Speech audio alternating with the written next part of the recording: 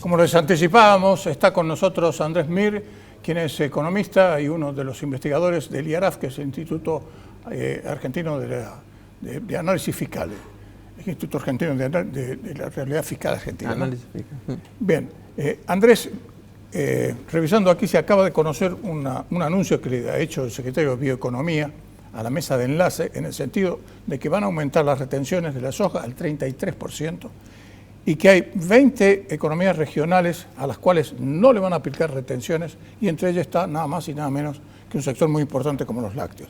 Bueno, se van conociendo en este día lunes de a poquito, con cuentagotas, las medidas. Y hay mucho pataleo, ¿no?, con todo este tema. Sí, es evidente. A ver, primero era bastante claro que un ajuste de más de 5 puntos del PBI era muy difícil que pudiera venir por el lado del gasto en su totalidad. Lo que se hizo es dividirlo un poco, una parte por el gasto, y más o menos un 40% de ese ajuste va a terminar siendo mediante recaudación impositiva. ¿Qué se toca de esa recaudación impositiva en lo que se sabe hasta ahora? Se trata de, y esto es lo que da derecho al pataleo de los sectores, de apropiar de una parte de un posible mayor rentabilidad que van a tener aquellos sectores más beneficiados por la modificación del tipo de cambio. Claro. Obviamente que eso fue un anuncio muy general y que evidentemente todos esos sectores son distintos como lo afecta, y creo que un poco es lo que están analizando ahora, a ver de qué sector es viable que se le vuelvan a poner retenciones, aunque sea por un tiempo, y qué sectores no, porque no los hace viables. Después, lo que en ese último anuncio era equiparar los derivados de la soja con la soja poroto, cambiarían esos a las economías regionales por ese. Y después los otros impuestos o el otro ajuste fiscal desde el lado de los ingresos es con el impuesto país a las importaciones, que encarece un poco más el tipo de cambio también a las importaciones, y después revertir una medida que fue una modificación de impuesto a las ganancias de cuarta categoría que se hizo en periodo electoral. Salió con forceps, pero salió finalmente porque sí, pero había una especulación electoral de todos lados allí, sí, inclusive del una muy mala medida. De muy mala medida. Muy mala medida, porque en ningún lugar del mundo, no sé, se ha instalado un poco en Argentina que el salario no es ganancia, pero en realidad lo que tenemos en todo el mundo es un impuesto a los ingresos netos de los gastos que uno necesita para generar esos ingresos. Y en ningún lugar del mundo se discrimina en favor de un tipo de generación de los ingresos. Yo siempre pongo, digamos, a ver, un sistema tributario tiene que ser equitativo, tiene que ser razonable, tiene que tener sentido común. Exacto. Y yo, cuando se discutía esta reforma, en el momento en que se hizo, que fue evidentemente electoralista, yo decía, ¿dónde está el sentido común? ¿Dónde está la equidad de que dos hermanos médicos que se han estudiado juntos, son mellizos, tienen el mismo promedio, la misma capacidad? Uno es empleado de una clínica y gana 1.700.000 pesos por mes, que era en ese momento, y no paga impuestos a las ganancias, y el hermano que está al lado tiene un consultorio, trabaja en la actividad privada, el impuesto a las ganancias le lleva el 25 o 30% de sus ingresos. No existe, no hay razonabilidad en eso. Entonces, estas reformas que se hacen a las corridas, en un momento electoral, que tienen evidentemente un objetivo de mejorar la posición electoral de alguien, normalmente no salen bien.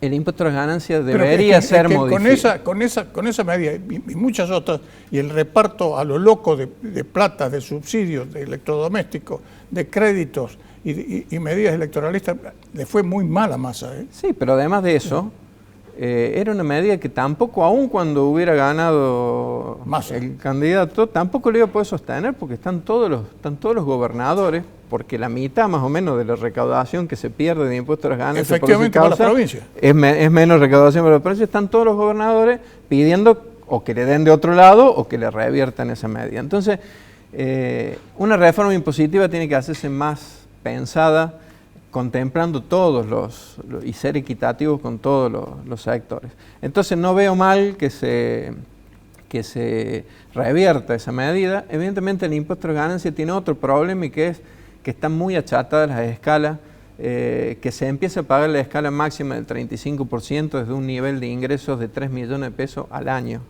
Sí, es bajísimo. Bajísimo, Entonces, eso es lo que hay que atacar, no son que tres, unos paguen y los otros... $3.000, $3.000. Nada, es nada.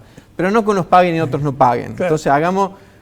Evidentemente, estas primeras medidas no podemos pretender que sean algo muy serio y elaborado porque tienen que salir de la coyuntura gravísima que están. No, es que además las tienen que tomar sobre caliente, es decir, ahora o nunca, ese es el tema. Esperemos que sea un primer paso para después ponernos a discutir de una buena vez un sistema impositivo más progresivo y más justo y más equitativo y más simple. Todo de nuevo en este país, lamentablemente. Nos han llevado 70 años de frustraciones. Y la otra que van a tratar de conseguir algunos ingresos es mediante lo que casi todos los gobiernos hacen cuando entran, una moratoria y un blanqueo. Y un blanqueo. Y en este caso lo que anunciaban era una posibilidad de adelantar el pago de bienes personales para lograr estabilidad fiscal en eso. Bueno, veremos, no han salido, son comentarios hasta ahora.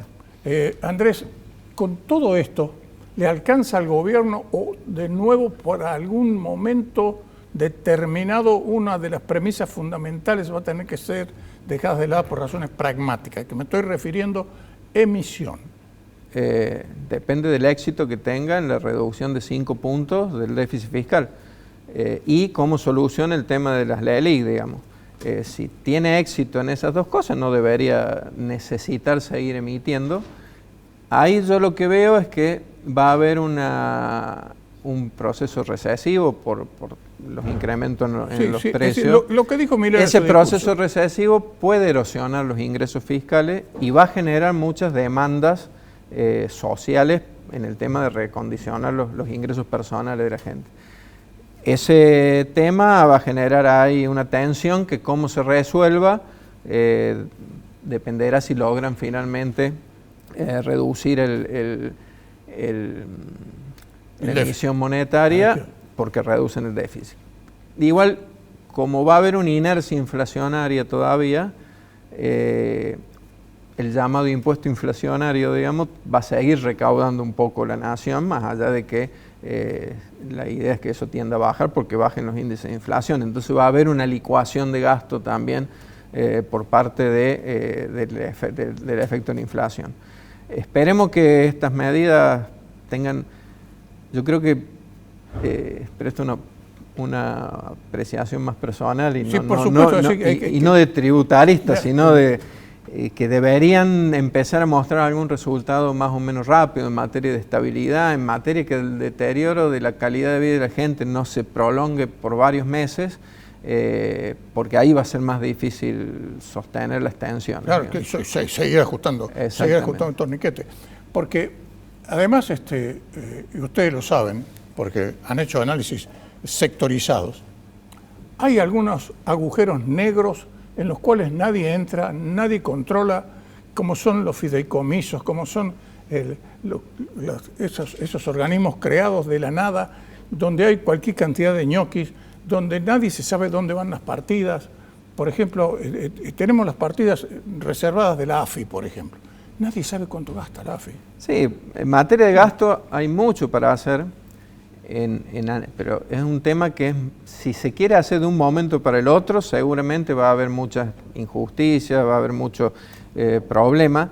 Hay que ir analizando más que motosierra, ahí hay que analizar, hay que usar bisturí para ver, porque también reconozcamos que mucho del gasto público es gasto en personal. Efectivamente. Y ese es el más difícil obviamente que hay ñoquis, hay obviamente 2.500 empleados en la biblioteca del Congreso. Claro, pero es medio complicado, incluso legalmente, prescindir de eso, más allá de que no estén prestando una función. Hay que reorganizarlo, hay que mandarlos a otro lado, es un tema complicado para hacer de un día para el otro. Por eso, ese 5,2 que íbamos a bajar el gasto se transformó en 2,6 bajamos el gasto y 2,4 o 3 bajamos el gasto y 2,2 aumentamos un poco de impuestos.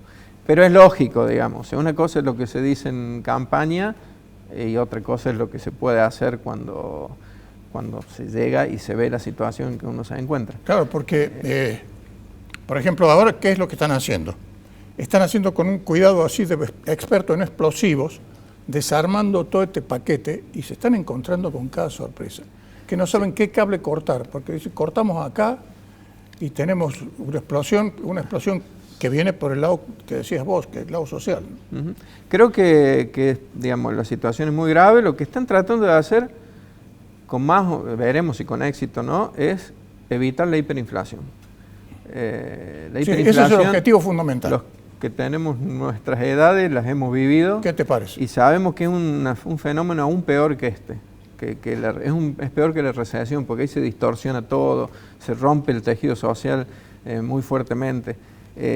Creo que ahora están tratando de evitar eso con medidas y contramarchas, porque evidentemente no existía un equipo sólido, armado, que venía pensando hace varios meses en cómo solucionar esto, sino que había ideas.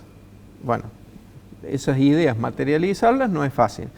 Hay que armar el equipo y bueno, y hay que ver ahí si aciertan en las medidas. Así, digamos, como decía recién el economista que estuvo antes, creo que el diagnóstico estamos todos bastante de acuerdo. El propio Rubinstein acaba de decir que ellos hubieran hecho lo mismo. Y creo que todos sabemos que había que ajustar. Después puede haber variantes en qué se ajustaba más, en qué se ajustaba menos, pero era evidente que la situación que arrastraba el país era insostenible. Y bueno, desde el punto de vista fiscal, creo que ahora es un ejemplo, desde el punto de vista tributario, es un ejemplo de que están haciendo lo que pueden y quizás no lo que quieren. Yo creo que no está en la filosofía de este gobierno ni aumentar retenciones, ni poner impuestos a las importaciones. Creo que no es esa filosofía. Claro, en campaña dijo que Milei que se cortaba un brazo antes de aumentar. Exactamente. Creo que lo una necesitan. Cosa es campaña, otra cosa. Claro. Esperemos que le vaya bien primero, porque nos va bien a todos, pero que si les va bien, no se olviden de la segunda parte, que es, bueno, ahora estamos un poco mejor, hagamos las reformas en materia tributaria, discutamos una reforma y hagamos una reforma que tengamos un sistema más simple, más equitativo, más progresista, y no que nos acordemos de eso cuando estemos mal, porque ahí no se hacen, porque no da el país para... ¿Cuántos impuestos tenemos? ¿380, no sé. 390? Sí, pero a grandes rasgos tenemos un montón de impuestos, pero la recaudación grande está concentrada en IVA, las cargas sociales, el impuesto a las ganancias, el impuesto al cheque, las retenciones e ingresos brutos. Esos son los que hay que atacar. Ahí tenemos impuestos muy malos.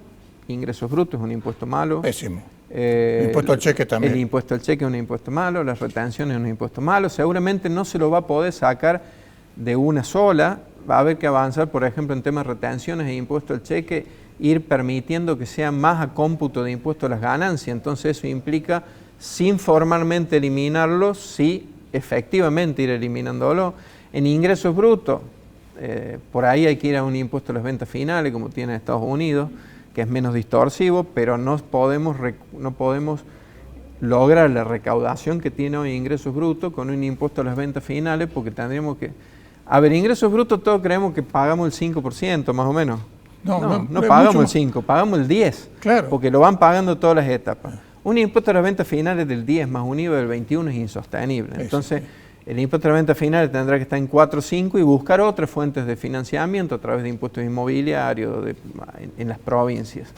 Y bueno, toda esa reforma no se puede hacer en un momento electoral ni se puede hacer un día para el otro. Ojalá tengamos éxito en transcurrir estos difíciles momentos que vamos a tener que transcurrir y cuando estemos un poco más estables, ir a esas otras reformas en materia tributaria y obviamente en un montón de materias que el país necesita. Andrés, muchas gracias. No hay por qué.